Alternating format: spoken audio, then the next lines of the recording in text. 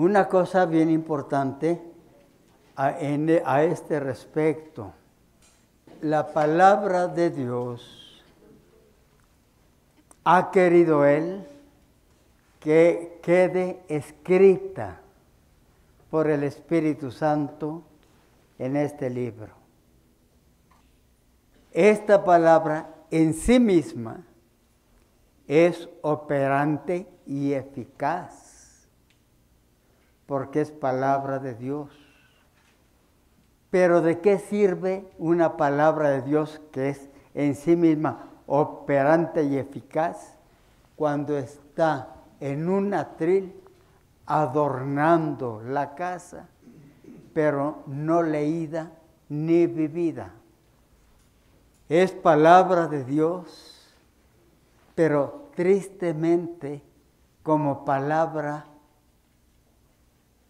medio muerta, porque teniendo virtualidades de vida y de transformación, al no ser leída, al no ser acogida, al no ser recibida y al no ser proclamada, permanece, según el lenguaje del apóstol Pablo, como letra muerta. La letra mata.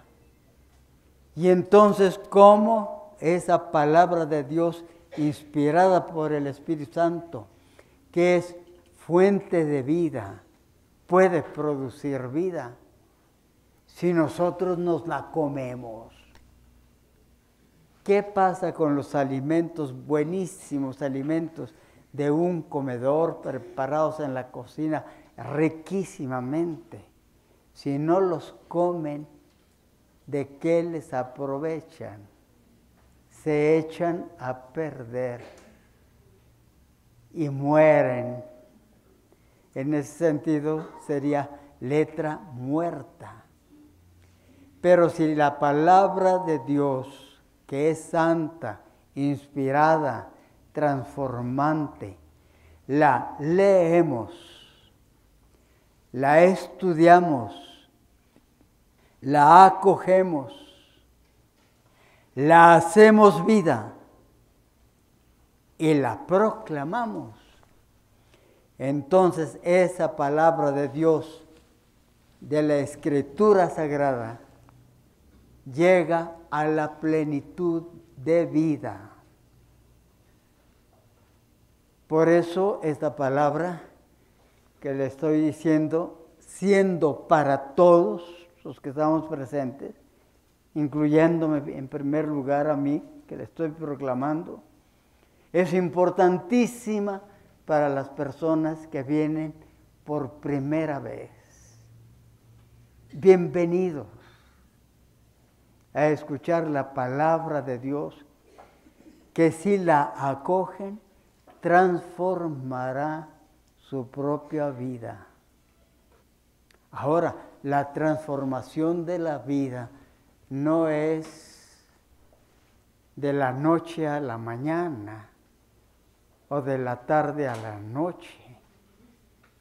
Dios no obra así, obra lentamente, poco a poco.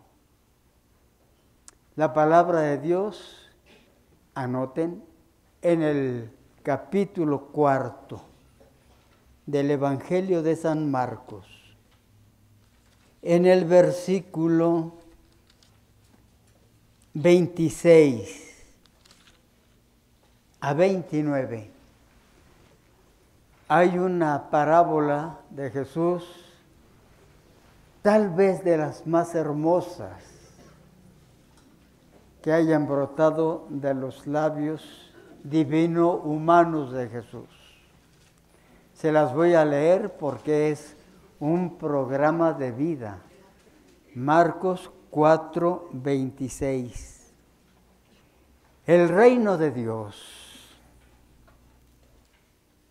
E interpreto la palabra de Dios. El reino de Dios.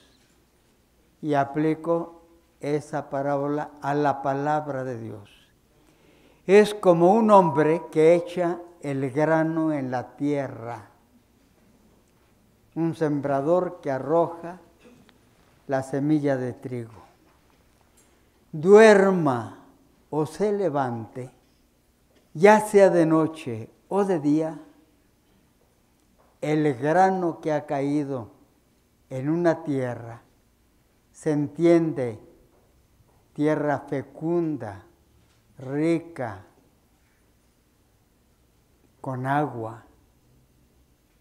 El hombre ya duerma, se levante, de noche, de día, el grano sembrado en esa tierra brota y crece sin que él sepa cómo. La palabra de Dios escuchada, recibida, acogida, vivida y proclamada es como ese grano de trigo que cae en tierra. La tierra da el fruto por sí misma.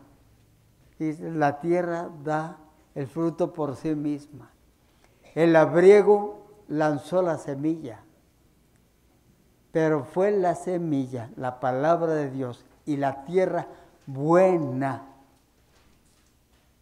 donde cayó la semilla, la que produce el fruto. Primero, hierba.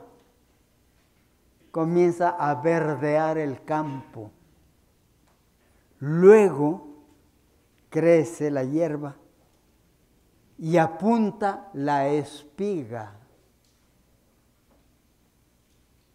Finalmente, después trigo abundante en la espiga. Y cuando el trigo está maduro, enseguida se le mete la hoz porque ha llegado la siega. Hermosísima palabra. Sobre la palabra de Dios, perdonen tanta repetición. Jesús era tremendamente repetitivo. La palabra leída, escuchada, acogida, vivida y proclamada. Pero no es fácil que la palabra de Dios produzca los frutos necesarios. Como es fácil que una semilla de trigo produzca una espiga. ¿Por qué razón? Porque el grano de trigo, si cae en una tierra buena, jugosa, como el grano de trigo tiene vigor vital, pero no tiene voluntad, afortunadamente, entonces crece y produce fruto. ¿Cuál es nuestra hermosa y pobre situación humana de nosotros? Que la semilla puede caer y no automáticamente producir su fruto. ¿Por qué? Porque el ser humano está dotado por Dios de libertad personal para recibir, acoger, producir fruto o rechazar. Si por una parte parecería que pobres de nosotros y bienaventurado el grano de trigo, en definitiva, qué grande es el ser humano a quien Dios le ha hecho partícipe de su libertad para poder decir sí o no a la palabra de Dios. Y allí está una bella responsabilidad humana.